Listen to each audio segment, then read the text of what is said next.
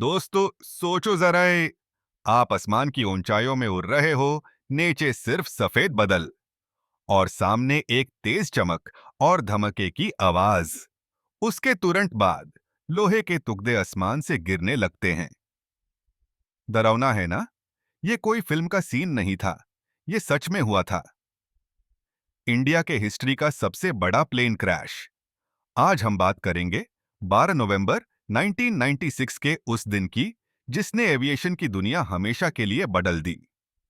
Video and तक जरूर देखिए, क्योंकि आपको पता चलेगा कि एक छोटी सी गलती कैसे 350 से ज्यादा जिंदगियां ले गई और कैसे इस एक्सीडेंट ने पूरा एविएशन सिस्टम बदल दिया।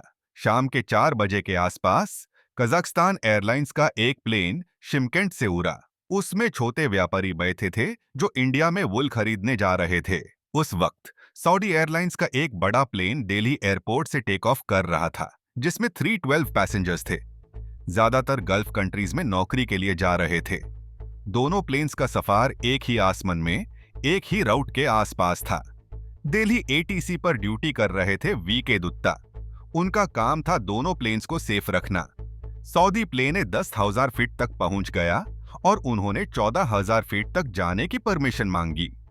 एटीसी ने हां कर दिया। कजाकिस्तान प्लेन उतरना चाहता था।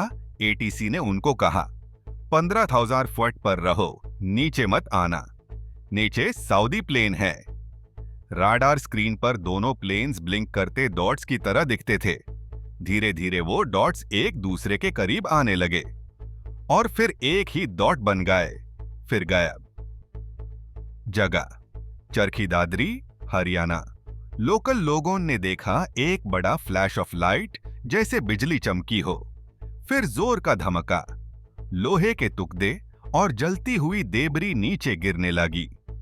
दोनों प्लेन्स एक दूसरे से टकरा गए थे। 349 लोग तुरंत मर गए। यह था इंडिया का पहला और अब तक का आखिरी मिड एयर कोलिजन। जैसे रोड पे लेन्स होते हैं, वैसे ही स्काई में भी एयर कॉरिडोर्स होते हैं। हर प्लेन को एक फिक्स्ड हाइट और रूट मिलता है। मिनिमम 1000 फीट का गैप होना जरूरी है। यहां आता है Swiss cheese model of accidents. मतलब एक बड़ी ट्रेजेडी एक रीजन से नहीं होती, बल्कि छोटी छोटी गलतियों की चेन होती है। कजाकिस्तान पायलट्स को इंग्लिश समझने में दिक्कत थी, इसलिए एक ट्रांसलेटर रेडियो पर उनको मैसेजेस ट्रांसलेट कर रहा था। कम्युनिकेशन स्लो और कंफ्यूजिंग था। एटीसी ने उन्हें क्लियरली बोला था, 15,000 फीट से नीचे मत आना। लेकिन मिसअंडरस्टैंडिंग की वजह से वो नीचे आ गए। सऊदी प्लेन अपने असाइंड 14,000 फीट पर था और दोनों एक ही लेवल पर टकरा गए। 1990s में दिल्ली एयरपोर्ट के पास सिर्फ एक ही एयर कॉरिडोर था इनकमिंग और आउटगोइंग प्लेन्स के लिए। यह भी एक बड़ी वजह बनी।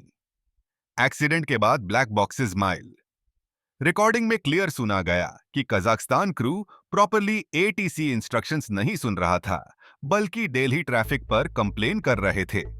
इन्वेस्टिगेशन रिपोर्ट ने कंक्लूड किया कि लैंग्वेज बैरियर और पूर कम्युनिकेशन सबसे बड़ी वजह थी। साथ ही रेडार टेक्नोलॉजी आउटडेटेड थी और एयर कॉरिडोर सिस्टम वीक। इस एक एक्सीडेंट ने एविएशन वर्ल्ड को हमेशा के लिए बदल दिया। एयर कॉरिडोर्स अब अलग अलग कॉरिडोर्स हैं, एक लैंडिंग के लिए, एक टेक ऑफ के लिए। सेकेंडरी रेडार, जिसमें एल्टीट्यूड का एग्जैक्ट डेटा मिलता है। TCS, traffic collision avoidance system, ये एक अलार्म सिस्टम है जो प्लेन के अंदर होता है। अगर कोई प्लेन 1000 फीट के अंदर आ जाए तो सिस्टम अलर्ट कर देता है और पायलट को तुरंत एक्शन लेने के इंस्ट्रक्शंस देता है। इंग्लिश प्रोफिशिएंसी, इंटरनेशनल फ्लाइट्स के पायलट्स के लिए इंग्लिश टेस्ट कंपलसरी हो गया। अब हर पायलट को एक मिनिमम इंग्लिश स्टैंडर्ड पास करना होता है। इंडिया ने सबसे पहले टीसीएस मैंडेटरी बनाया, चाहे उस वक्त वो टेक्नोलॉजी महंगी थी। बाकी कंट्रीज को भी इस रूल को फॉलो करना पड़ा। ICAO, international civil aviation organization, ने डिसाइड किया कि इंग्लिश ही इंटरनेशनल एविएशन की ऑफिशियल लैंग्वेज होगी। आज के टाइम में अगर आप सोच रहे हो कि क्यों मिड एयर कोलिजन रेयर है, तो उसका जवाब है, ये नए सिस्टम्स और सेफ्टी रूल्स। दोस्तों, एक छोटी सी मिसअंडरस्टैंडिंग ने 349 लोगों की जिंदगी ले ली। लेकिन इसी एक्सीडेंट ने दुनिया भर में एविएशन को और सेफ बनाया। आज आप जब भी प्लेन में बैठे हो और सोचते हो कि कैसे आसमान में इतने सारे प्लेन्स एक साथ उड़ रहे हैं फिर भी टकराते नहीं, तो याद रखिए, चरखी दादरी एक्सीडेंट के बाद बने नए रूल्स की वजह से ही आज आप सेफ हो। आपको क्या लगता है, सबसे बड़ी गलती किसके हिसाब से थी? पायलट की, एटीसी की या सिस्टम की?